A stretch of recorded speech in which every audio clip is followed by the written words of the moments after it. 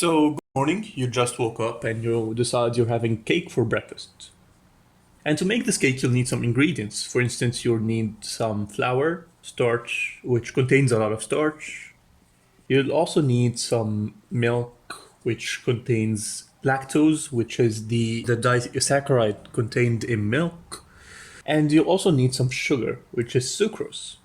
And here comes the fun part. You actually start chewing it and enjoying it in your mouth.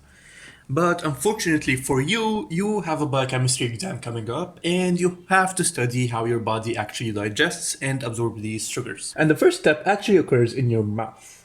And the first step is simple. You enjoy the cake, which is the only enjoyable part in this part. Good job. And chewing is very important because it helps break down this giant piece of cake into smaller particles. And these smaller particles are much better for your enzymes to actually start breaking them down into smaller and smaller molecules. So these rather larger particles are going to be converted into, well, much smaller ones. And also, your body does not absorb lactose or sucrose or starch. Instead, it only absorbs monosaccharides. And this for instance is a disaccharide and this is a polysaccharide, meaning it's just a very long chain of glucose molecules linked together. This chain is very branched, and the most common types of bonds that is present in this chain is the alpha 1 to 4 glycosidic bond, which just represents every single bond that is present on this molecule. So this is a 1 to 4, alpha 1 to 4, alpha 1 to 4, alpha 1 to 4, alpha 1 to 4. But what are the different bonds? There's a different bond that is present on these branching points. So this is a branching point, this is a branching point, this is a branching point, and the linkage here, or the type of bond here, is an alpha 1 to 6 glycosidic bond. And what does that mean? That means that there is a link between the carbon number 1 and the carbon number 4 of the following sugar. And this means this is an alpha bond. And the glycosidic bonds mean that it is linked by, for instance, an oxygen or nitrogen molecule.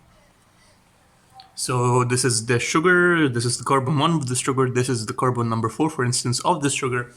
And they are an alpha bond. And the alpha bond requires a bit more time to explain, so it will be explained in a later video, and this video will be mentioned in the cards. The second thing that also occurs in your mouth is the first enzyme that actually digests this starch.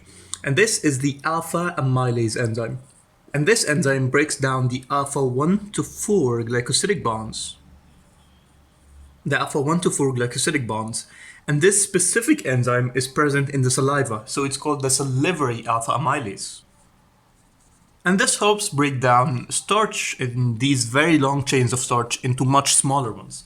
So let's say, for instance, this is an alpha 1 to 4 glycosidic bond. This will be broken, this will be broken, this will be broken, this will be broken, this will be broken. So what you end up is segments of the starch. And these smaller segments are called dextrins.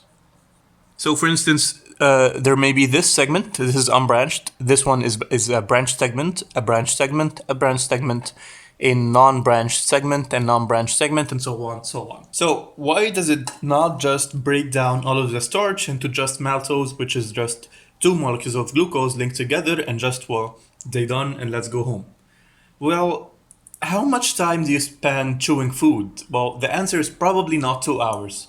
And this is the reason it only breaks it down into dextrins. And this is very important because it does help the future enzymes. And then you proceed to swallowing this cake. And in the stomach, which is the first place the cake goes to when you swallow it, the acidity or the low pH of the stomach neutralizes the action of any amylase enzyme. And this effectively halts the digestion of these carbohydrates. But the contractions or the severe peristalsis movement of the stomach does help break down these, well, remember the smaller particles that we spoke of? Well, the contractions or the very hard contractions of the stomach do help break down this, well, medium-sized particles into much smaller ones.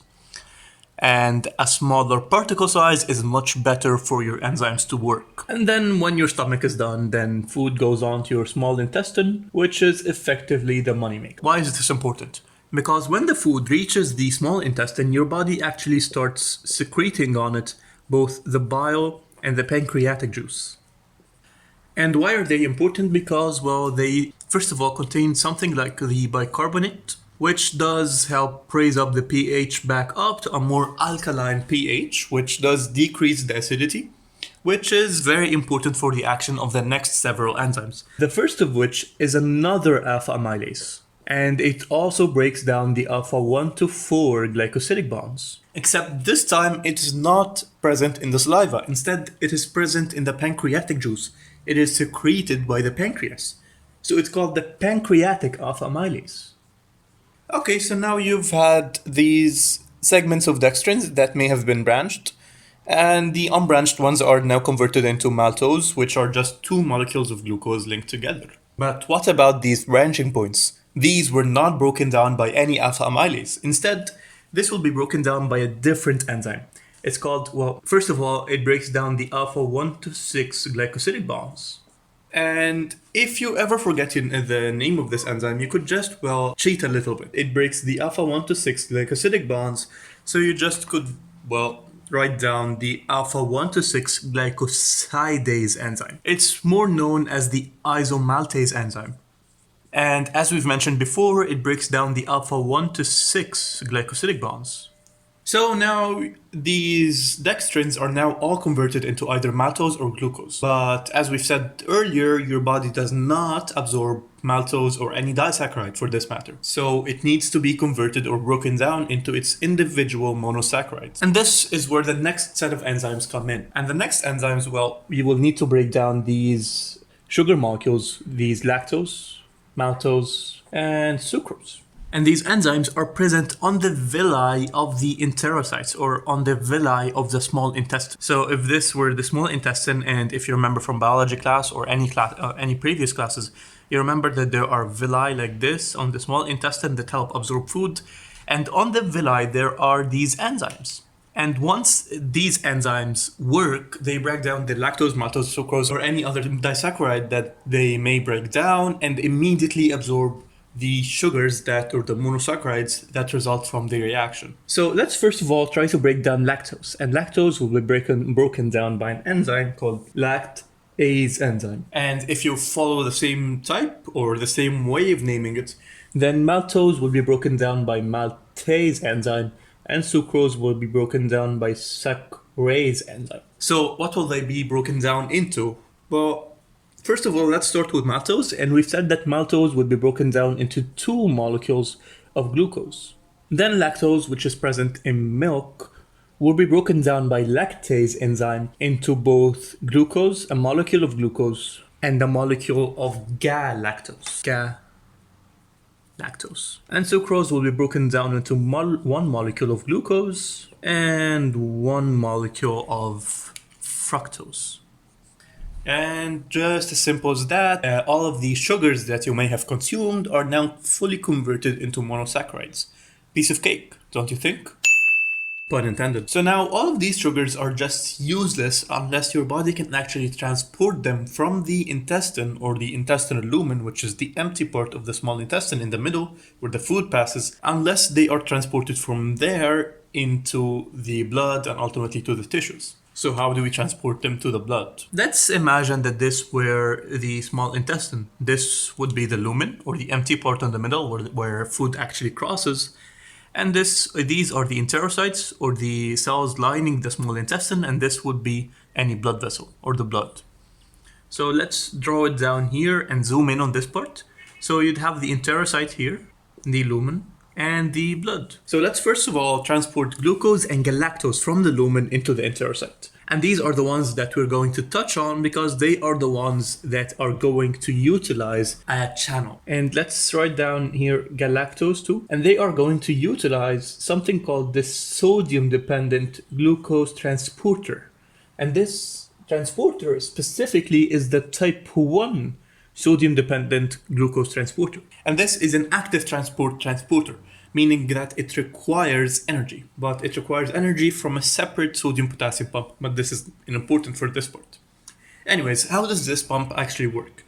It works like a channel like this one, and this would be the lumen, this would be the enterocyte. And on the inside, it would bind to a couple of molecules of sodium and a couple of molecules or one molecule of glucose or galactose.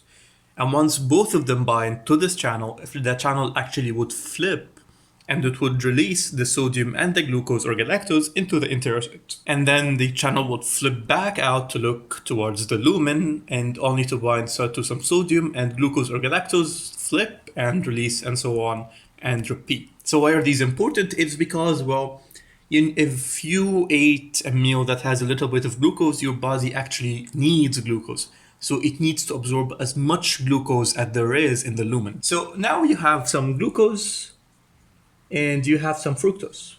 What about galactose? Well, it's not important at the moment.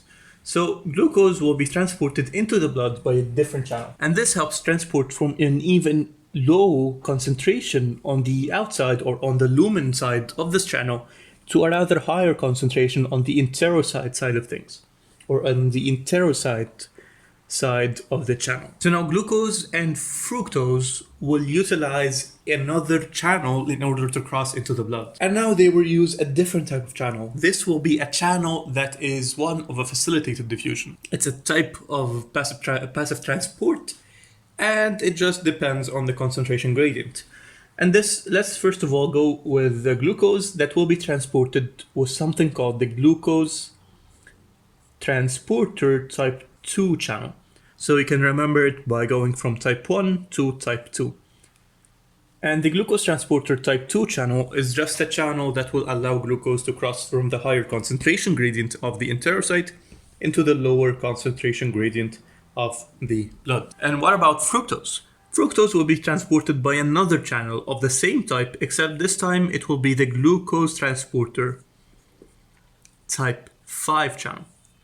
So you may ask yourself this question, or ask me this question: why is it a fructose transporter and yet called the glucose transporter type 5? Glad you asked. And the answer to that question, well... So now we've mentioned something called the glucose transporter channels. The glucose transporter channels. And we've mentioned that there are several types of these. So the important ones, or the most well-studied ones, are the glucose transporters types 1 to 5. These are the ones that are going to be taught in any undergraduate program. But it does not mean that these are the only 5 types of glucose transporters. In fact, there are much more types of glucose transporters, except that these are the only ones that are very, very well studied, and they are present in most undergraduate programs. So let's first of all start with the glucose transporter type 5, because we've went over it. And we've said that this one is the fructose transporter. And we've also said that it is present on the enterocytes. And let's go on to remember the type 4 glucose transporter. This one can be remembered by remembering that it is the only insulin-dependent glucose transporter, meaning it is the only channel or the only glucose transporter channel that requires the presence of insulin in order to function. So it is called the insulin-dependent glucose transporter. You can try remembering the cells on which these types of glucose transporters are more prominent by this way. It's not the most accurate, but it will do the job of reminding you of where they are. So you've just ate this piece of cake and your insulin levels spike up. So what happens next? First of all, they will need to go to the adipose tissues, or your fat storages in your body, in order to be stored. So it will go over to adipose tissues. Second of all, you will need a lot of energy because, well, you are exercising or whatever. So you will need them to go over to your heart and also contracting muscles. So why is this inaccurate? First of all, let's say your body does not have insulin. Let's say, for instance, there is a patient of type 1 diabetes mellitus.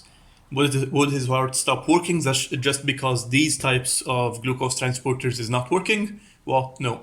Because each type of tissues has several different types of glucose transporters.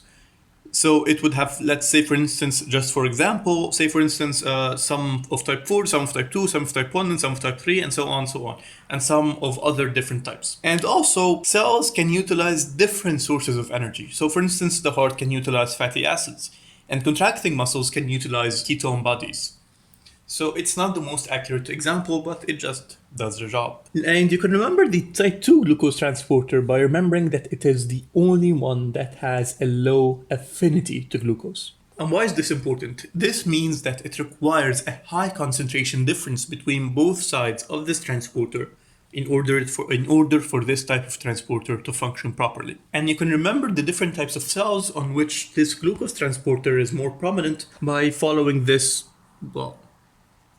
way. So let's say, for instance, you have a high concentration of glucose. First of all, you would require this high concentration of glucose to go to your beta cells of the pancreas to induce the secretion of insulin. You would also need this high amount of glucose to go over to your liver in order to induce the storage of this glucose. You would also need it to go over to your renal kidney tubules in order to release some of that glucose into the urine, just to get rid of this excess glucose. And also, finally, as we've said earlier, it is present on the enterocytes. And both the type 1 and type 3 glucose transporters are rather similar. Both have a high affinity to glucose, meaning they can function even when the concentration difference between both sides of the membrane is way too low. And where can you find these transporters? So let's first of all start with the type 1.